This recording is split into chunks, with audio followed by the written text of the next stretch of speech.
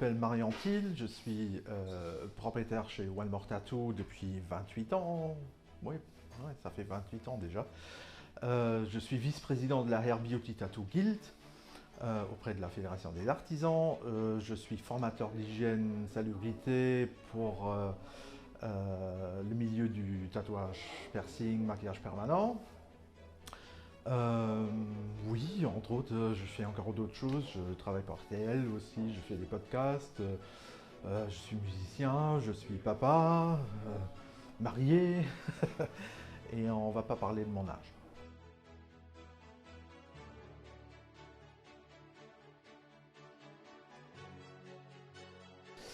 Bah, juste pour expliquer un peu, au début, quand on a commencé à travailler ou quand on a ouvert ce shop, il y avait à peu près trois tatoueurs sur tout le Luxembourg. Bah, là, on vient de faire une liste, on est à peu près à 80, donc ça c'est un truc. Évidemment, le marché s'est développé aussi, beaucoup plus de gens se font tatouer aujourd'hui et beaucoup plus de plus grandes pièces qu'il y a une vingtaine d'années ou 25 ans, quoi. Euh, Ça c'est clair, mais d'un autre côté, bah oui, vous imaginez avec tant de shops, avec 80 shops, ça commence à devenir un peu difficile.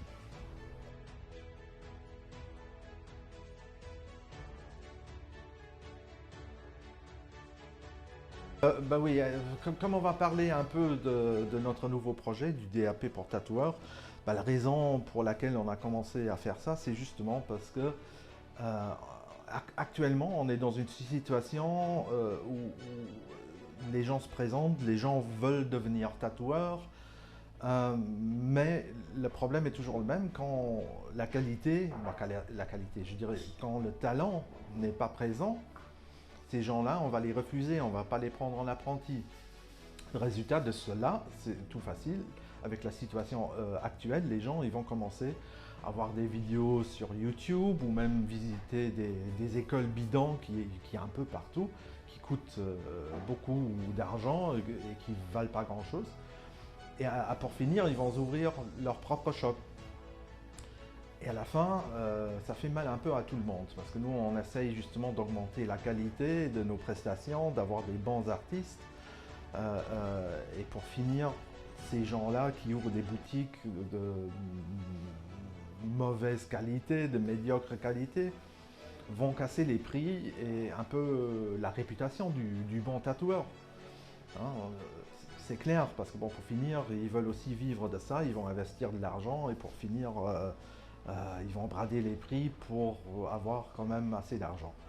Et comme, bon, on a fait un peu le travail à éduquer notre public, hein, à éduquer notre clientèle depuis ouais, plus de 20 ans pour bien leur apprendre think before you ink, de bien réfléchir avant de se faire tatouer, de bien choisir son artiste et tout ça. Mais bah, comme le tatouage est devenu un peu un truc de mode, un peu un accessoire de mode, comme un bijou, comme un vêtement, c'est comme ça que c'est traité maintenant. Au lieu de réfléchir, bah écoute, est-ce que ça va encore me plaire d'ici 15 ans, 10 ans, plus ouais. Bah là maintenant, c'est un truc qui se décide à la va-vite, un coup de tête, et c'est pas vraiment le meilleur chemin à prendre.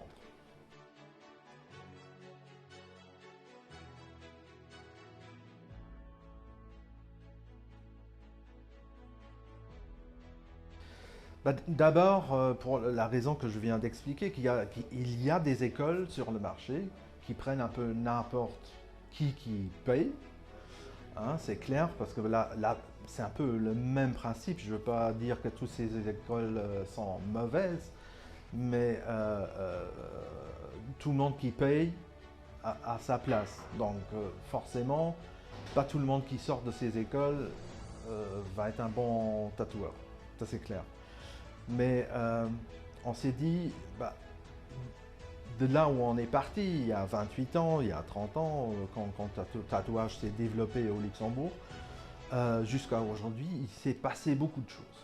Hein, c'est devenu beaucoup plus un business qu'un truc un peu insoluble, hein, un truc qui se fait dans le noir, dans l'obscur, dans le clandestin en fait. Au début, c'était un peu ça, quoi.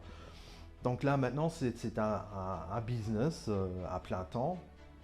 Euh, il faut payer ses taxes, il faut en payer ses employés et ainsi de suite. Et là, à partir, depuis juin 2020, il y a une loi en fait finalement pour encadrer un peu le tatouage, le maquillage permanent, le piercing, tout ça, euh, qui met déjà à la base une connaissance ou un cours d'hygiène pour régler ce problème d'hygiène.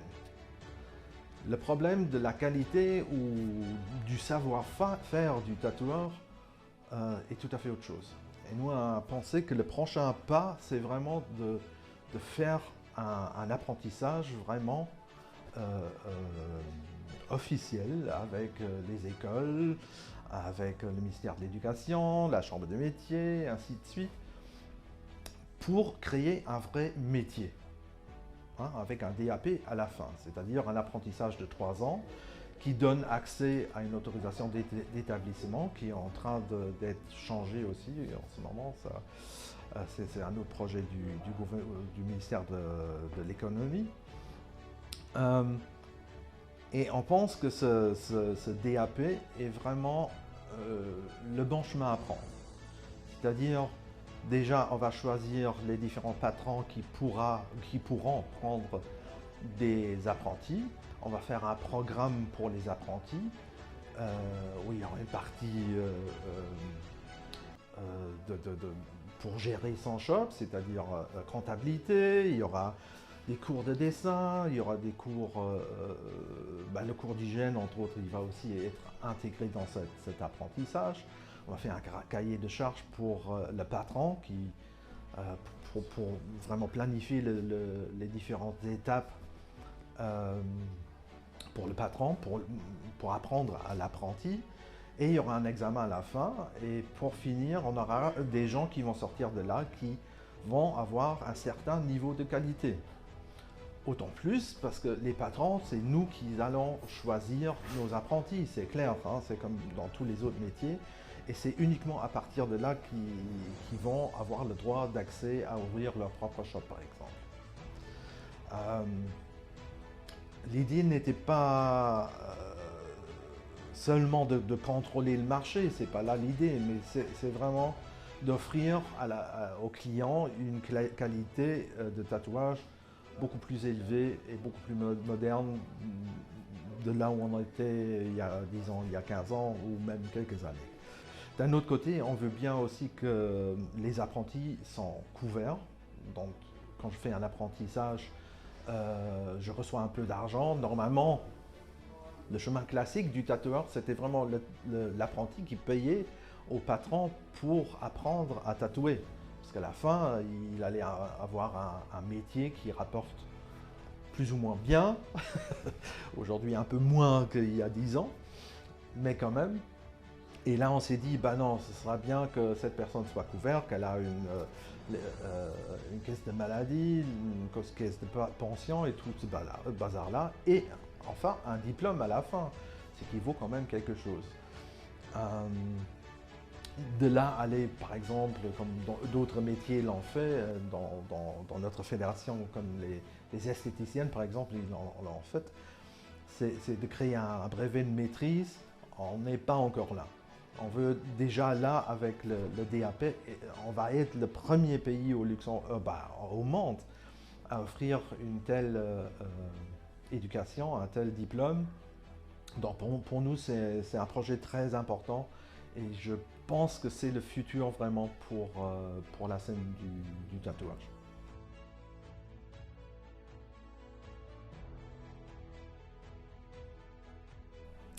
En fait, tout ce que je viens d'expliquer, j'aurais pas pu le faire sans la fédération. Au début, quand on a parlé en 2018, je pense c'était au début quand on a parlé d'introduire une loi justement pour protéger un peu le tatouage, on s'est dit, nous, c'est-à-dire moi avec quelques copains des autres tatoueurs autour que je connaissais, on va faire comment? Il faudra quand même que notre voix soit entendue. On ne va pas les laisser faire comme ça, parce que bon, là, c'est des politiciens, tout ça qui ne sont peut-être pas assez dans la matière pour pouvoir faire les bonnes décisions. Je ne veux pas dire qu'ils ne sont pas capables, mais bon, hein, vous savez bien de quoi je parle. Non, donc en fait, on s'est dit, bah, on va peut-être créer une fédération déjà pour représenter notre métier. Et sur cela, moi j'ai trouvé la Fédération des artisans, qui est justement l'organisme pour créer ce type de fédération et pour représenter les patrons du métier, des différents métiers. Donc ça, déjà là, on nous a donné un coup de main à nous former, à former notre première fédération. Et puis après, on a été fédérés avec les coiffeurs et les esthéticiennes dans la CHBTG, la Hair Beauty Tattoo Guild, qui est la grande fédération des trois métiers. L'avantage d'être fédéré, c'est de pouvoir vraiment rajouter son mot à dire, hein, ses idées et de travailler avec des gens compétents. On a travaillé là les 2-3 dernières années avec la Fédération des artisans qui a préparé le terrain en fait pour nous, qui a pris le contact avec tous les différentes administrations. Donc là déjà c'est un truc très important. L'échange entre les différents patrons et même voir les différents métiers, c'est très important. C'est comme ça qu'on arrive à changer des choses. Et uniquement une fédération peut vraiment faire ça. D'un autre côté, on a une représentation légale si jamais on a des problèmes avec un ministère ou quoi que ce soit, même avec des employés. La Fédération des artisans a toujours les informations et les conseils à donner pour vous aider. Ça c'est un truc. Et puis ben, évidemment, il faut parler du Covid. Sans la Fédération des artisans, on n'aura pas eu tous les aides. Par exemple, on n'aurait pas pu ouvrir aussitôt que... Bah, c'est facile quand on compare avec nos copains autour, en France, en Belgique, même en Allemagne. Ils étaient fermés beaucoup plus de temps que nous. Et pour finir, on a su survivre cette pandémie qui était quand même assez importante. Là, vraiment, aussi la Fédération des artisans a toujours donné à temps toutes les informations qu'il fallait sur les différentes restrictions, sur les mesures sanitaires à prendre et tout ça. Et je pense que c'est un truc qui mérite vraiment un applaudissement parce que c'était un travail assez difficile à gérer.